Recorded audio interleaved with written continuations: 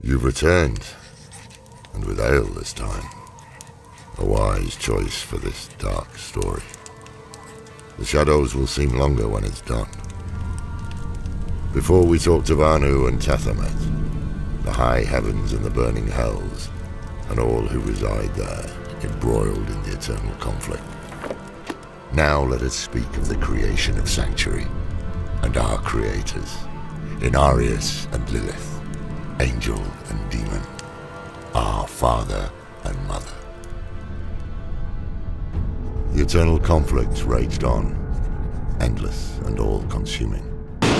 Led by the Angiras Council, the angelic forces fought countless battles against the armies of the seven demon lords, who sought to conquer all of creation. Though the high heavens often defeated their adversaries, they also failed to destroy them, allowing evil to return again and again and again, ceaseless, unrelenting. Both sides claimed victories, both suffered crippling defeats. The conflict was a never-ending slaughter. Many of these battles were fought in Pandemonium, the plane said to be formed from the violent death of Anu and Tathamet, where the heart of creation lay, the mountain-sized artifact that would come to be known as the World Stone, housed within the Pandemonium fortress. Any who control the World Stone would have the power to create new worlds, or unmake them with a thought. A desirable and dangerous prize indeed. It became the focus of the eternal conflict. Over the eons, the Pandemonium fortress changed hands many times. It became a strange place, embodying the warped reality of Pandemonium as a whole, a structural and liminal place, affected by the high heavens and burning hells alike. Angels and demons, too numerous to count, have fallen at its gates, over and over and over again. This endless cycle caused Inarius, advisor to the Angiras Council and under Tyriel's command, to eventually conclude that the war could never be won, and he resolved to abandon it. Elsewhere, Lilith, daughter of hatred, was arriving at a similar conclusion. On her father Mephisto's role in the eternal conflict, Lilith once wrote, "My father is content to fight the same battles and the same foes while everything turns to ashes. The war will never be won so long as he and his brothers lead. There is an end to it, but fools like my father are too blind to see it."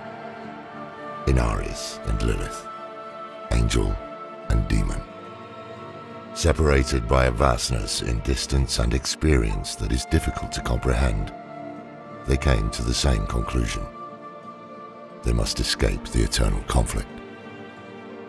I wonder if the cosmos had ever contemplated such an unholy alliance and divine union. I wonder if creation shuddered in horror and awe, as Inarius and Lilith gathered others to their cause, fellow renegades, seeking escape from the ceaseless fighting.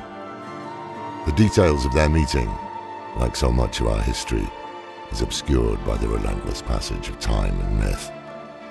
But the great heraldric scholar Deckard Cain tells us of Inarius, wounded or marooned in the Pandemonium fortress, meeting with Lilith. Lilith was not spared the hatred of her father Mephisto, and from time immemorial had awaited an opportunity to rebel.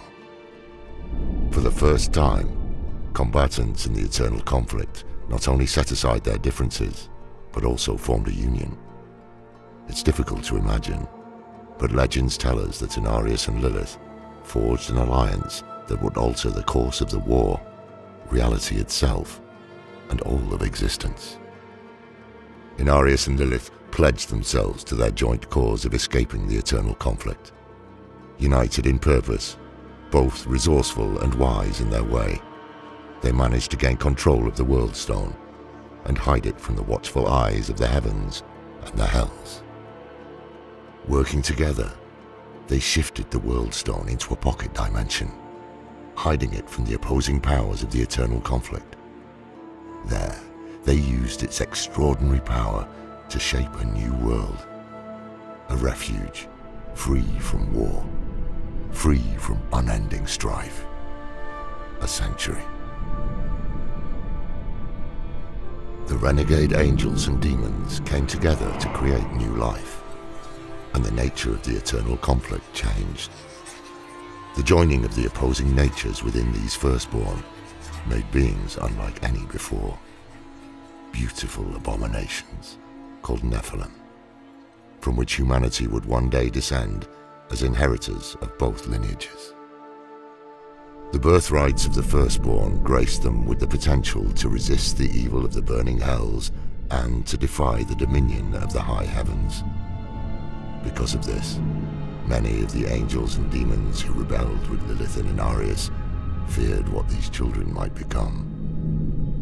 The burden of children can strain even the strongest of allies, and it seems that angels and demons are not immune to this simple truth. Surely Inarius and Lilith could not have foreseen the cosmic consequences of their actions. Inarius was alarmed when he realized that his children might surpass both angels and demons in potential. The other angels and demons fought fiercely over what should be done, whether to spare the Nephilim or exterminate them. The descent between the two groups alarmed Inarius, who called for a period of reflection. Lilith, driven into a mad frenzy by the threat of her children's extinction, ruthlessly murdered each and every renegade angel and demon, leaving only Inarius to discover the carnage she had wrought. Horrified by the loss of his comrades at Lilith's hand, Inarius became enraged. But still he could not kill Lilith. Instead, he banished her from the sanctuary they had created together. Inarius then attuned the World Stone to diminish the powers of the Nephilim over time, and disappeared in the aftermath. As their strength faded generation by generation, they came to resemble mortals, no longer angelic or demonic, simply human. And as their power diminished, so too did their collective memory, until only legends of what came before remained. It is said that the firstborn remained immortal and undying as humankind took shape, giving rise to the cultures, kingdoms, and tribes of Sanctuary, before themselves fading into myth. Now you know, the birth of our world and our inheritance, demonic and divine, the eternal conflict that rages ceaselessly in each of us. Think on that, young scholar, until we meet again. None of us is above sin or immune to evil's seduction. Even the most righteous may fall, given the right push in the wrong direction.